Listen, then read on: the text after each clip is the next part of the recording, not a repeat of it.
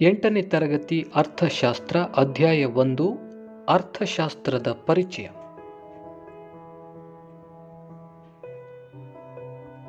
ಅಭ್ಯಾಸಗಳು.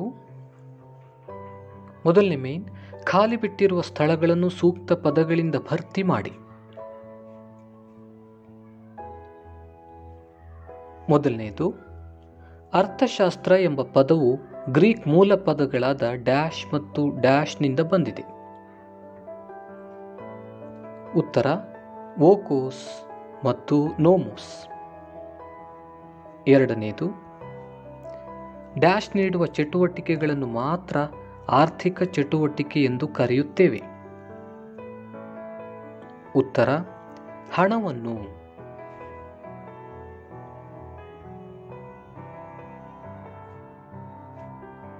ಮೂರನೇದು, ಸೂಕ್ಷ್ಮ ಅರ್ಥಶಾಸ್ತ್ರವು ಡ್ಯಾಶ್ ಘಟಕಗಳ ಅಧ್ಯಯನವಾಗಿದೆ. ಉತ್ತರ ಚಿಕ್ಕ ಘಟಕಗಳ ಅಧ್ಯಯನವಾಗಿದೆ. ನಾಲ್ಕನೇದು, ವಿಶಾಲಾತ್ಮಕ ಅರ್ಥಶಾಸ್ತ್ರವು ಡ್ಯಾಶ್ ಘಟಕಗಳ ಅಧ್ಯಯನವಾಗಿದೆ. ಉತ್ತರ ದೊಡ್ಡ ಘಟಕಗಳ ಅಧ್ಯಯನವಾಗಿದೆ.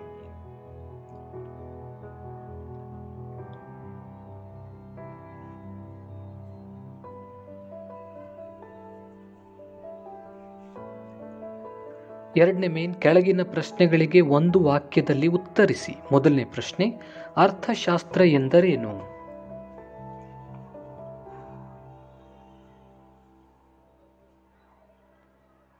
ಉತ್ತರ ವ್ಯಕ್ತಿಗಳ ಆರ್ಥಿಕ ಚಟುವಟಿಕೆ ಅಥವಾ ಉತ್ಪಾದನೆ, ವಿತರಣೆ ಮತ್ತು ಸರಕು ಸೇವೆಗಳ ಬಳಕೆ ಕುರಿತು ಅಭ್ಯಸಿಸುವ ವಿಜ್ಞಾನವನ್ನು ಅರ್ಥಶಾಸ್ತ್ರ ಎನ್ನುವರು.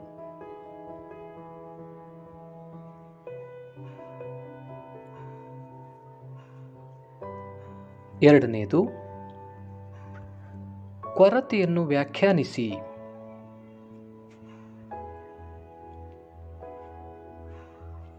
ಉತ್ತರ ನಾವು ಬಯಸುವ ಎಲ್ಲ ಸರಕು ಮತ್ತು ಸೇವೆಗಳನ್ನು ಹೊಂದಲು ಸಾಧ್ಯವಿಲ್ಲದ ಸ್ಥಿತಿ ಅಥವಾ ಅವುಗಳನ್ನು ಕೊಳ್ಳಲು ಬೇಕಾದ ಹಣವು ಮಿತವಾಗಿರುವ ಸ್ಥಿತಿಯನ್ನು ಕೊರತೆ ಎನ್ನುವರು.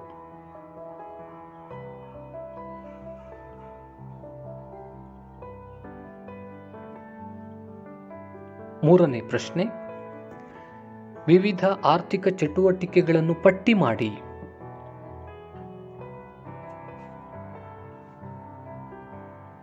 ಉತ್ತರ ಉತ್ಪಾದನೆ, ಅನುಭೋಗ, ವಿನಿಮಯ ಮತ್ತು ಹಂಚಿಕೆ.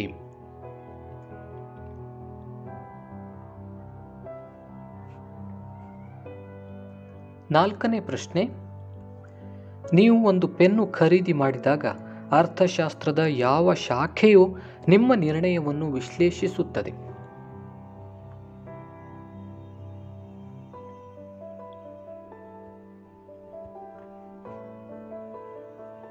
ಉತ್ತರ ನಾವು ಒಂದು ಪೆನ್ನು ಖರೀದಿ ಮಾಡಿದಾಗ ಸೂಕ್ಷ್ಮ ಅರ್ಥಶಾಸ್ತ್ರದ ಶಾಖೆಯು ನಮ್ಮ ನಿರ್ಣಯವನ್ನು ವಿಶ್ಲೇಷಿಸುತ್ತದೆ.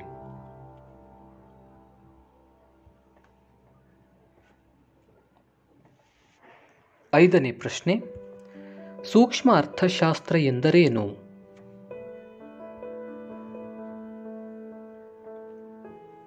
ಉತ್ತರ ಸೂಕ್ಷ್ಮ ಎಂದರೆ ಅತ್ಯಂತ ಚಿಕ್ಕದು ಎಂದಾಗುತ್ತದೆ.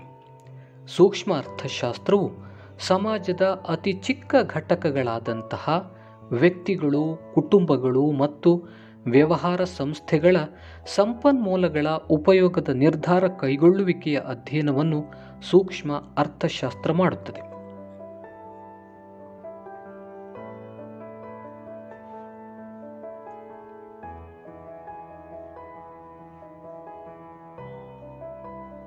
ಮೂರನೇ ಮೇನ್, ಕೆಳಗಿನ ಪ್ರತಿಯೊಂದನ್ನು 3 ಅಥವಾ 4 ವಾಕ್ಯಗಳಲ್ಲಿ ಉತ್ತರಿಸಿ. ಮೊದಲನೇ ಪ್ರಶ್ನೆ, ಆರ್ಥಿಕ ಚಟುವಟಿಕೆಗಳು ಯಾವುವು? ಪ್ರಮುಖವಾಗಿ 4 ಆರ್ಥಿಕ ಚಟುವಟಿಕೆಗಳಿವೆ. ಮೊದಲನೆಯದು ಉತ್ಪಾದನೆ. ಸರಕುಗಳು ಮತ್ತು ಸೇವೆಗಳನ್ನು ಉತ್ಪಾದಿಸುವ ಕಾರ್ಯಗಳು ಉತ್ಪಾದಕ ಚಟುವಟಿಕೆಗಳು. ಉದಾಹರಣೆಗೆ ಕೃಷಿ, ಪಶುಸಂಗೋಪನೆ, ಮೀನುಗಾರಿಕೆ, ಗಣಿಗಾರಿಕೆ, ಅರಣ್ಯ ಅಭಿವೃದ್ಧಿ, ವಿವಿಧ ಪ್ರಕಾರದ ಕೈಗಾರಿಕೆಗಳು, ಸಾರಿಗೆ, ಸಂಪರ್ಕ ಇತ್ಯಾದಿ.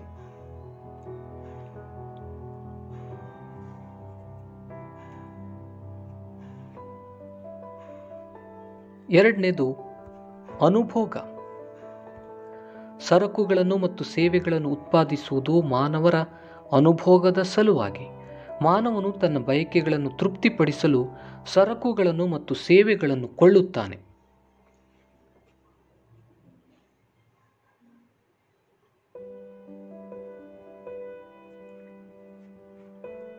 ಮೂರನೇದು ವಿನಿಮಯ. ಉತ್ಪಾದಕರು ಉತ್ಪಾದಿಸಿದ ಸರಕು ಮತ್ತು ಸೇವೆಗಳನ್ನು ಅನುಭೋಗಿಗಳಿಗೆ ತಲುಪಿಸಲು ಮಾರುಕಟ್ಟೆ ವ್ಯವಸ್ಥೆ ಇರುತ್ತದೆ. ಈ ವ್ಯವಸ್ಥೆಯಲ್ಲಿ ಸರಕುಗಳ ಸಂಗ್ರಹ, ಸಾರಿಗೆ, ಮಾರಾಟ ಮತ್ತು ಕೊಳ್ಳುವಿಕೆ ಕಾರ್ಯಗಳು ಇರುತ್ತವೆ.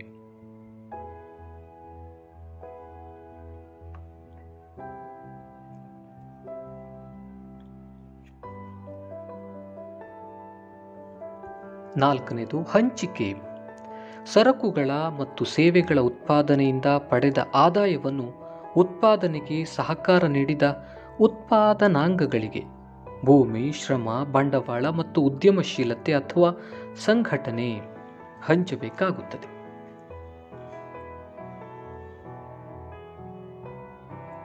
ಇವೆಲ್ಲವುಗಳು ವಿವಿಧ ಆರ್ಥಿಕ ಚಟುವಟಿಕೆಗಳು.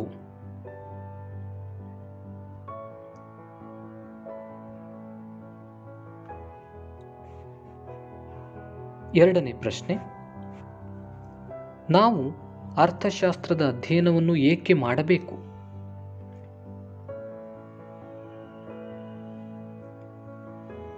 ಉತ್ತರ: ಅಪರಿಮಿತ ಬಯಕೆಗಳ ಸನ್ನಿವೇಶದಲ್ಲಿ ಸಂಪನ್ಮೂಲಗಳ ಕೊರತೆಯನ್ನು ಪರಿಗಣಿಸುವುದು, ಸಂಪನ್ಮೂಲಗಳ ಉಪಯೋಗದಲ್ಲಿ ಆದ್ಯತೆ ನೀಡಿ ಅವುಗಳಲ್ಲಿ ಯಾವುದು ಅಧಿಕ ಮಹತ್ವವಾದುದು ಮತ್ತು ಯಾವುದು ಕಡಿಮೆ ಮಹತ್ವವಾದುದು ಎಂದು ಗುರುತಿಸುವುದು, ಸಂಪನ್ಮೂಲಗಳ ಉಪಯೋಗದಲ್ಲಿ ಮಿತವ್ಯಯ ಮಾಡುವುದು ಮತ್ತು ಸಂಪನ್ಮೂಲಗಳನ್ನು ಉಪಯೋಗಿಸುವಲ್ಲಿ ಅಧಿಕ ದಕ್ಷತೆಯ ಮಾರ್ಗಗಳನ್ನು ಹುಡುಕುವುದು.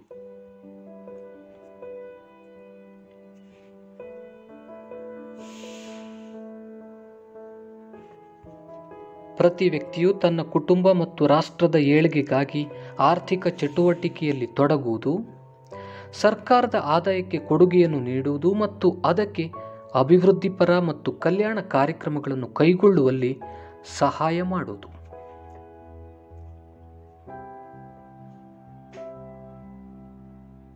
ನೆಕ್ಸ್ಟ್ ಪಾಯಿಂಟ್, ರಾಷ್ಟ್ರದಲ್ಲಿನ ಸಾಮಾಜಿಕ ಆರ್ಥಿಕ ಸಮಸ್ಯೆಗಳಾದಂತಹ ಬಡತನ, ನಿರುದ್ಯೋಗ, ಹಣದುಬ್ಬರ ಮುಂತಾದವುಗಳನ್ನು ತಿಳಿಯಲು ಮತ್ತು ಅವುಗಳಿಗೆ ಪರಿಹಾರವನ್ನು ಒದಗಿಸಲು ಪ್ರಯತ್ನಿಸಲು.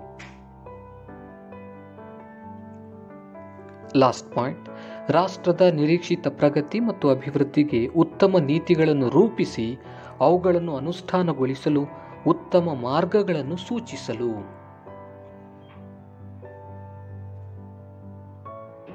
ಈ ಎಲ್ಲ ಕಾರಣಗಳಿಂದಾಗಿ ನಾವು ಅರ್ಥಶಾಸ್ತ್ರವನ್ನು ಅಧ್ಯಯನ ಮಾಡಬೇಕು.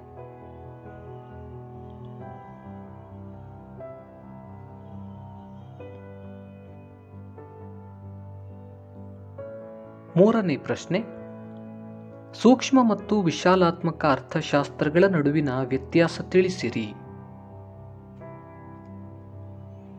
ಸೂಕ್ಷ್ಮ ಮತ್ತು ವಿಶಾಲಾತ್ಮಕ ಅರ್ಥಶಾಸ್ತ್ರಗಳ ನಡುವಿನ ವ್ಯತ್ಯಾಸಗಳೆಂದರೆ, ಸೂಕ್ಷ್ಮ ಮೈಕ್ರೋ ಎಂದರೆ ಅತ್ಯಂತ ಚಿಕ್ಕದು ಎಂದಾಗುತ್ತದೆ. ವಿಶಾಲಾತ್ಮಕ ಮ್ಯಾಕ್ರೋ ಎಂಬುದು ಒಟ್ಟು ಅಥವಾ ದೊಡ್ಡದು ಎಂದರ್ಥವಾಗುತ್ತದೆ.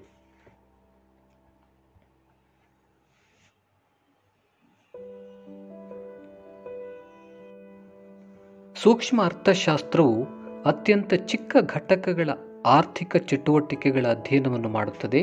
ವಿಶಾಲಾತ್ಮಕ ಅರ್ಥಶಾಸ್ತ್ರವು ಅತ್ಯಂತ ದೊಡ್ಡ ಘಟಕಗಳ ಆರ್ಥಿಕ ಚಟುವಟಿಕೆಗಳನ್ನು ಅಧ್ಯಯನ ಮಾಡುತ್ತದೆ.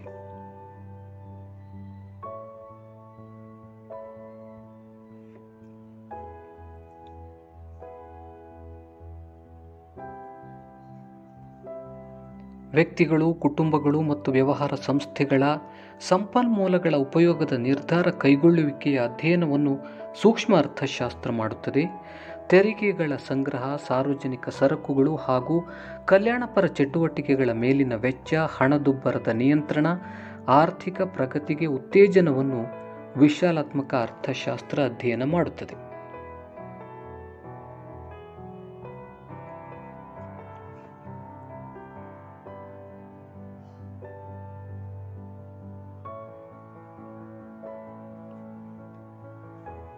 ಸೂಕ್ಷ್ಮ ಅರ್ಥಶಾಸ್ತ್ರವು ಒಬ್ಬ ಕೊಳ್ಳುವವ ಮತ್ತು ಮಾರುವವನಾಗಿ ಒಬ್ಬ ವ್ಯಕ್ತಿಯ ನಡವಳಿಕೆಗೆ ಸಂಬಂಧಿಸಿದ್ದು ಆಗಿದೆ. ರಾಷ್ಟ್ರೀಯ ಆದಾಯ, ರಾಷ್ಟ್ರದ ಒಟ್ಟು ಅನುಭೋಗಿ ವೆಚ್ಚ ಇತ್ಯಾದಿಗಳು ವಿಶಾಲಾತ್ಮಕ ಅರ್ಥಶಾಸ್ತ್ರದಲ್ಲಿ ಬರುತ್ತವೆ. ಇವೆಲ್ಲವುಗಳು ಸೂಕ್ಷ್ಮ ಮತ್ತು ವಿಶಾಲಾತ್ಮಕ ಅರ್ಥಶಾಸ್ತ್ರಗಳ ನಡುವಿನ ವ್ಯತ್ಯಾಸಗಳು.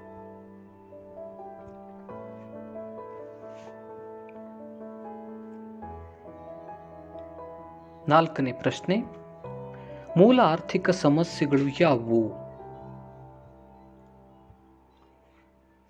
ಮೂಲ ಆರ್ಥಿಕ ಸಮಸ್ಯೆಗಳೆಂದರೆ, ಮೊದಲನೇದು ಏನನ್ನು ಉತ್ಪಾದಿಸಬೇಕು, ಎರಡನೇದು ಹೇಗೆ ಉತ್ಪಾದಿಸಬೇಕು ಹಾಗೂ ಮೂರನೇದು ಯಾರಿಗಾಗಿ ಉತ್ಪಾದಿಸಬೇಕು.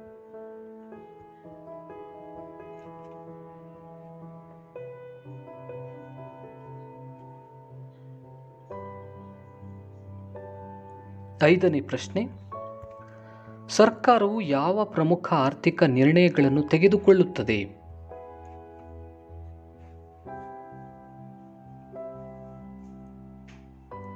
ಉತ್ತರ, ಇಡೀ ಆರ್ಥಿಕ ವ್ಯವಸ್ಥೆಯ ಮೇಲೆ ಪ್ರಭಾವ ಉಂಟು ಮಾಡುವಂತಹ ಆರ್ಥಿಕ ನಿರ್ಧಾರಗಳಾದಂತಹ ತೆರಿಗೆಗಳ ಸಂಗ್ರಹ, ಸಾರ್ವಜನಿಕ ಸರಕುಗಳು ಹಾಗೂ ಕಲ್ಯಾಣಪರ ಚಟುವಟಿಕೆಗಳ ಮೇಲಿನ ವೆಚ್ಚ, ಹಣದುಬ್ಬರದ ನಿಯಂತ್ರಣ, ಆರ್ಥಿಕ ಪ್ರಗತಿಗೆ ಉತ್ತೇಜನ ಇತ್ಯಾದಿಗಳು ವಿಶಾಲಾತ್ಮಕ ಅರ್ಥಶಾಸ್ತ್ರದ ವ್ಯಾಪ್ತಿಯಲ್ಲಿ ಬರುತ್ತವೆ. ಸಾಮಾನ್ಯವಾಗಿ ಅಂತಹ ನಿರ್ಧಾರಗಳನ್ನು ಸರ್ಕಾರವು ತೆಗೆದುಕೊಳ್ಳುತ್ತದೆ.